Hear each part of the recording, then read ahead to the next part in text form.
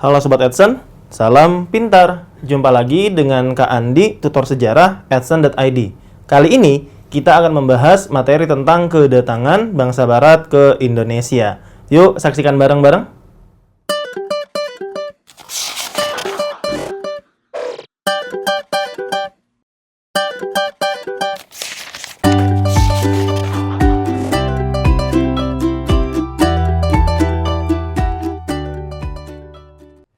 Oke Sobat Edson, kali ini kita akan membahas materi tentang politik pintu terbuka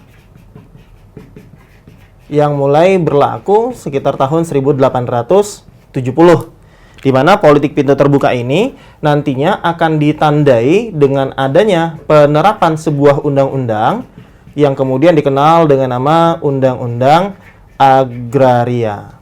Nah, sebelumnya kita harus bisa memahami terlebih dahulu bahwa penerapan politik pintu terbuka terjadi setelah adanya penerapan sistem tanam paksa yang berlaku dari tahun 1830 sampai dengan tahun 1870. Kita sudah sama-sama memahami bahwa kultur stem cell atau tanam paksa merupakan sebuah sistem yang diciptakan atau dicetuskan oleh Johannes van den Bos ketika pada masa itu pemerintah kolonial Hindia Belanda mengalami defisit keuangan sebagai akibat terjadinya peristiwa perang Diponegoro atau istilah lainnya Perang Jawa. Maka Johannes van den Bos memutar otaknya untuk mengisi kembali kas negara yang kosong. Kemudian Van den Bos mengadopsi atau meniru sistem yang sebelumnya telah diterapkan pada masa VOC yang dikenal dengan nama Preanger Stelsel, yaitu kewajiban penanaman tanaman ekspor yang laku di pasaran dunia. Pada saat itu, Preanger Stelsel yang dilaksanakan oleh VOC sekitar pertengahan abad ke-18 atau sekitar tahun 1720-an, kemudian mewajibkan masyarakat Priangan, para petani di Priangan untuk menanam tanaman kopi. Oleh karena itu, Johannes van den Bos kemudian mengadopsi ide tersebut dan mewajibkan para petani di wilayah Hindia Belanda, khususnya yang ada di wilayah Pulau Jawa, untuk menanam setidaknya beberapa tanaman, diantaranya kopi, teh, tebu, dan kina. Dalam perkembangannya, sistem tanam paksa atau kultur Stelsel ini memberikan keuntungan yang luar biasa besar kepada pemerintah kolonial, tetapi di sisi yang lain mengakibatkan timbulnya kemiskinan parah yang dialami oleh petani pribumi Indonesia. Sebagai contoh, wilayah Cirebon, wilayah Demak, dan juga daerah Grobogan ini menjadi wilayah-wilayah yang kemudian mengalami dampak yang sangat fatal akibat penerapan kultur Stelsel. Oleh karena itu, muncul kemudian kritik yang diberikan oleh beberapa tokoh liberal di negeri Belanda yang kemudian mengkritik pelaksanaan kultur Stelsel, diantaranya oleh Baron van Heuvel. Baron van Heuvel mengkritik pelaksanaan sistem tanam paksa. Selain itu, seorang asisten residen Lebak yang kemudian diketahui bernama Edward Douwes Dekker menulis sebuah novel. Dengan menggunakan nama samaran Multatuli, Edward Douwes Dekker kemudian menulis Max Havelaar yang mengkritik pelaksanaan tanam paksa di Hindia Belanda. Dalam perkembangannya, sekitar tahun 1870, akhirnya sistem tanam paksa digantikan dengan sebuah sistem baru yang kemudian dikenal dengan nama politik pintu terbuka. Nah, penerapan politik pintu terbuka ini ditandai dengan adanya penerapan Undang-Undang Agraria. Penerapan politik pintu terbuka menandai pula dimulainya politik liberal di wilayah Hindia Belanda. Oke, sekarang kita lihat politik pintu terbuka. Apa yang menjadi latar belakang diterapkannya politik pintu terbuka? Kita dapat menyebutkan bahwa latar belakang utama yang mengakibatkan diterapkannya politik pintu terbuka adalah perubahan politik di negeri Belanda.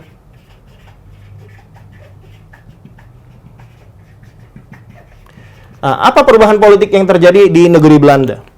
Pada pertengahan abad ke-19, sekitar tahun 1850, Partai Liberal di Belanda berhasil memenangkan pemilu dan kemudian menguasai parlemen. Sehingga Partai Liberal Belanda ini kemudian mencoba untuk menerapkan gagasan-gagasan liberal di wilayah Belanda dan wilayah yang dijajah oleh Belanda, termasuk di Hindia Belanda atau di Indonesia. Dalam perkembangannya, Partai Politik Liberal Belanda ini kemudian menginginkan agar tanah-tanah di Hindia Belanda dapat disewakan kepada pengusaha asing swasta. Jadi tanah-tanah yang awalnya dimiliki oleh para petani maupun yang dimiliki oleh pemerintah nantinya dapat disewakan kepada para pengusaha asing swasta.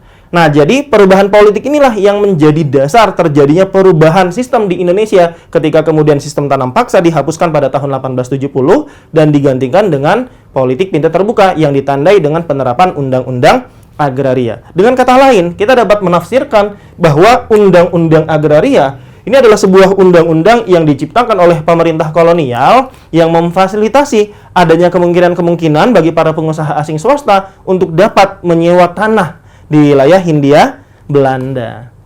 Maka dengan adanya perubahan politik inilah kemudian politik pintu terbuka diterapkan, dijalankan.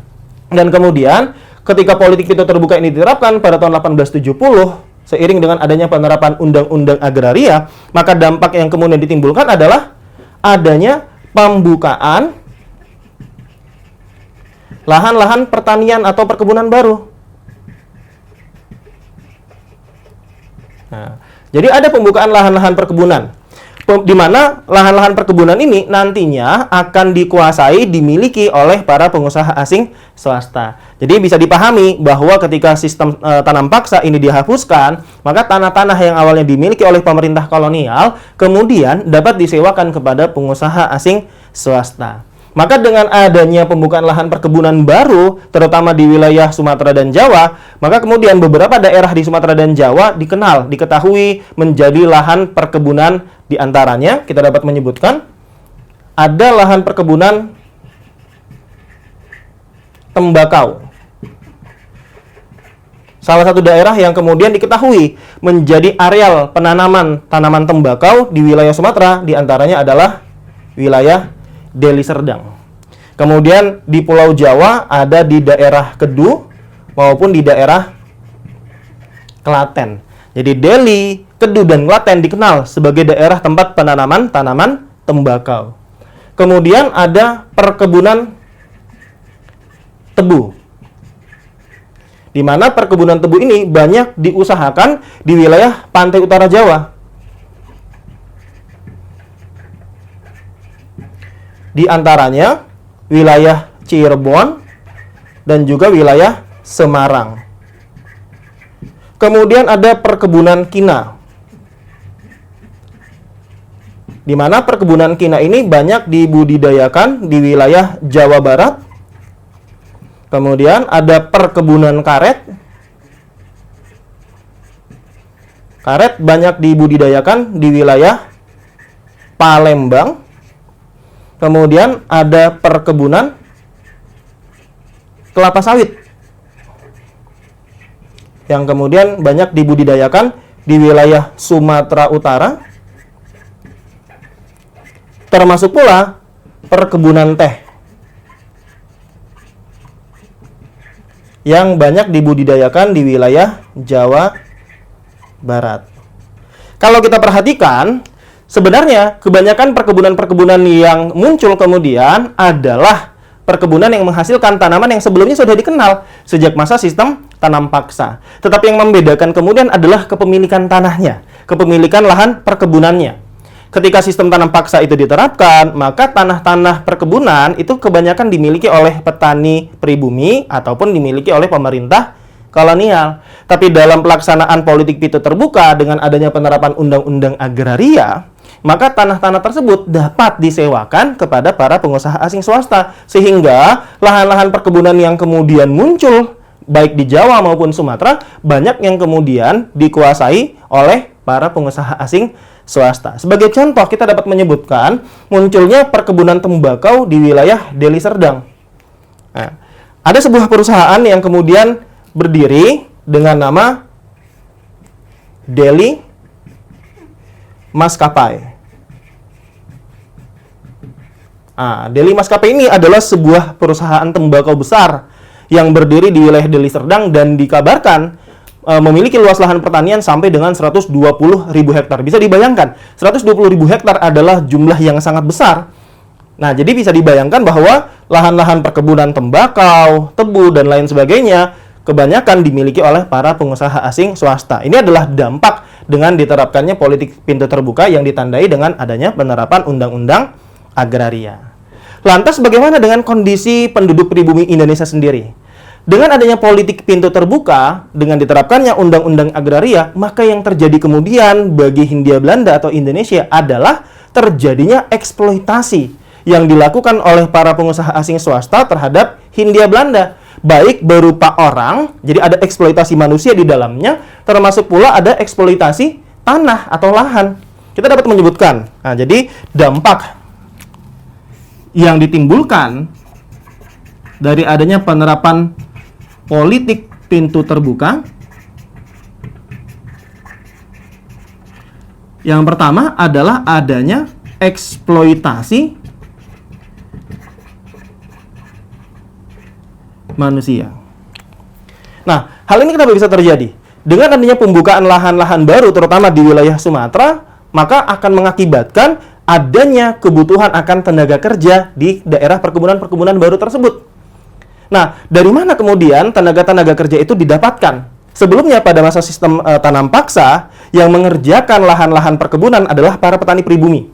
Maka dengan adanya penerapan politik pintu terbuka, muncul satu kelas sosial baru yang kemudian dikenal sebagai kalangan buruh, terutama buruh-buruh perkebunan. Nah, karena adanya pembukaan lahan-lahan baru, terutama di wilayah Sumatera yang sebelumnya merupakan lahan kosong, maka akan dibutuhkan kemudian tenaga-tenaga kerja. Akan dibutuhkan kemudian buruh-buruh yang nanti akan bekerja di perusahaan-perusahaan perkebunan milik para pengusaha asing swasta. Nah, hal inilah yang mengakibatkan terjadinya eksploitasi ketika kemudian untuk menutupi kebutuhan akan tenaga kerja di lahan-lahan perkebunan baru tersebut, maka didatangkanlah orang-orang terutama dari wilayah Pulau Jawa. Dalam perkembangannya, para tenaga kerja yang didatangkan dari Pulau Jawa ini mendapatkan eksploitasi, mendapatkan pekerjaan yang sangat berat. Nah, mereka dieksploitasi sedemikian rupa yang mengakibatkan pekerjaan yang mereka dapatkan tidak mampu untuk mereka jalani karena beratnya pekerjaan yang harus mereka tanggung begitu. Jadi karena beratnya pekerjaan yang harus mereka tanggung yang mengakibatkan banyak kemudian tenaga-tenaga kerja itu yang memutuskan untuk keluar, melarikan diri dan lain sebagainya. Hal ini di sisi yang lain menimbulkan kerugian bagi para pengusaha asing swasta sehingga pengusaha asing swasta kemudian mendesak kepada pemerintah kolonial untuk menerbitkan satu aturan yang mengatur hubungan antara pengusaha asing swasta dengan tenaga kerja atau dengan kaum buruh perkebunan tersebut. Sehingga pada tahun 1881 muncul sebuah peraturan yang kemudian dikenal sebagai Kuli Ordonansi. Jadi Kuli Ordonansi ini adalah peraturan yang mengatur hubungan kerja antara para pengusaha asing swasta dengan tenaga kerja atau dengan kaum buruh. Nantinya di dalam Kuli Ordonansi diatur sebuah peraturan yang kemudian dikenal sebagai Punale Sanksi. Apa Punale Sanksi ini? Punale Sanksi ini adalah sanksi yang dapat diberikan oleh pengusaha asing swasta kepada buruh perkebunan yang dianggap melanggar kontrak kerja. Di mana nantinya hukuman yang diberikan oleh para pengusaha asing swasta ini bervariasi dan tentunya sangat berat. Di antaranya adalah hukum cambuk dan lain sebagainya. Sebagai contoh, Ninhuis itu adalah seorang pemimpin perusahaan Delhi Maskapai. Jadi Ninhuis adalah seorang pemimpin perusahaan Delhi Maskapai. Diketahui pernah menghukum beberapa orang tenaga kerjanya, beberapa orang buruhnya dengan hukuman cambuk sampai kemudian para buruh tersebut meninggal dunia. Nah, ini menunjukkan betapa beratnya hukuman yang diberikan oleh para pengusaha asing swasta kepada buruh-buruh perkebunan yang dianggap melanggar aturan kerja. Jadi di sini terlihat adanya eksploitasi terhadap tenaga manusia. Di satu sisi, mereka kemudian harus mengerjakan pekerjaan-pekerjaan yang berat, tapi kadang-kadang mereka juga diberikan hukuman sanksi yang sangat berat ketika dianggap melanggar aturan kerja. Jadi dampaknya yang pertama terjadi eksploitasi terhadap tenaga manusia. Yang kedua adalah eksploitasi lahan. Nah, dengan adanya pembukaan lahan-lahan perkebunan baru, maka terjadilah eksploitasi lahan. Kita bisa melihat eksploitasi lahan ini terjadi ketika kemudian tanah-tanah yang dimiliki oleh para bangsawan atau para bupati yang seharusnya disewakan kepada para petani pribumi, dalam perkembangannya disewakan kepada pengusaha asing swasta. Kenapa? Karena ketika tanah-tanah itu disewakan kepada pengusaha asing swasta, maka keuntungan yang didapatkan oleh para bupati maupun bangsawan pemilik tanah akan lebih besar jika dibandingkan ketika kemudian tanah-tanah tersebut disewakan kepada para petani pribumi. Oleh karena itulah kemudian lahan-lahan ini digunakan oleh para pengusaha asing swasta dan kemudian terjadilah eksploitasi lahan secara besar-besaran. Dan kemudian yang harus kita perhatikan juga bahwa eksploitasi lahan ini bahkan juga terjadi di sekitar daerah Forsten Landen. Daerah Forsten Landen itu adalah daerah kerajaan yang ada di wilayah Jawa, mencakup Surakarta dan Yogyakarta. Pada masa sistem tanam paksa, daerah Forsten Landen ini adalah daerah yang dibebaskan dari kewajiban tanam paksa. Tapi pada masa penerapan politik pintu terbuka, banyak kemudian lahan-lahan perkebunan baru yang berdiri bahkan di wilayah Forsten Landen atau di daerah kerajaan baik Surakarta maupun Yogyakarta. Bahkan kita bisa melihat bahwa dampak penerapan politik pintu terbuka yang pertama adalah eksploitasi tenaga kerja manusia dan yang kedua adalah eksploitasi lahan. Ketiga, kita juga bisa melihat bahwa dampak berikutnya adalah munculnya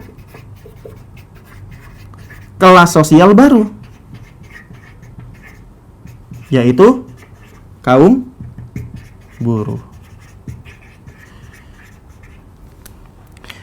Bagaimana sikap pemerintah kolonial sendiri? Pemerintah kolonial tentunya akan memberikan dukungan terhadap kebijakan yang memberikan keuntungan besar kepada pemerintah kolonial.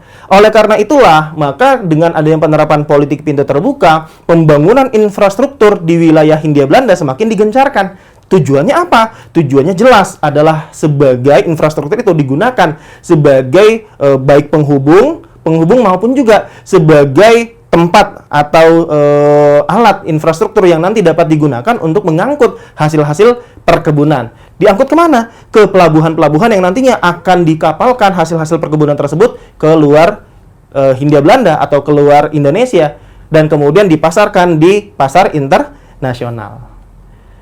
Nah, dalam perkembangannya pula, penerapan politik pintu terbuka ini kemudian juga memberikan dua sisi mata uang yang berbeda, baik bagi para pengusaha asing swasta dan pemerintah kolonial, dan juga para petani pribumi Indonesia. Di mana bagi pemerintah kolonial dan pengusaha asing swasta, mereka mendapatkan keuntungan yang sangat besar. Dikabarkan pada akhir abad ke-19, keuntungan yang didapatkan oleh pemerintah kolonial sejumlah 151 juta gulden, ya, dari penerapan politik pintu terbuka, dari adanya penyewaan lahan perkebunan termasuk juga dengan adanya ekspor dari hasil-hasil perkebunan keluar Hindia Belanda. Tetapi di sisi yang lain, lagi-lagi petani pribumi Indonesia, penduduk pribumi Indonesia dimiskinkan. Nah, inilah dua sisi mata uang yang berbeda yang timbul sebagai akibat dari penerapan politik pintu terbuka. Lantas bagaimana sikap atau reaksi yang kemudian muncul terhadap penerapan politik pintu terbuka? Ternyata muncul kritikan pula yang dilakukan oleh tokoh-tokoh humanis Belanda, di antaranya yang dapat kita sebutkan adalah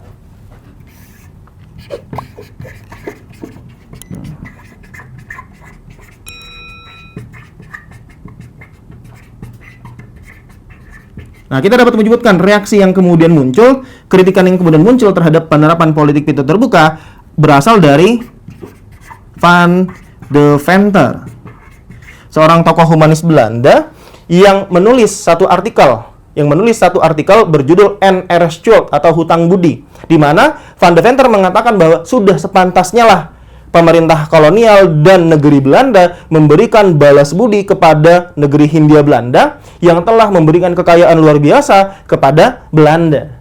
Oleh karena itulah kemudian Van de Venter mengusulkan agar ada balas jasa berupa politik etis yang diberikan kepada penduduk pribumi, di mana politik etis itu nanti akan terdiri atas 3 aspek. Yang pertama adalah edukasi atau pendidikan, yang kedua adalah migrasi atau perpindahan penduduk, dan yang ketiga adalah irigasi atau pengairan. Nah, nantinya politik etis akan diterapkan oleh pemerintah Belanda pada tahun 1901.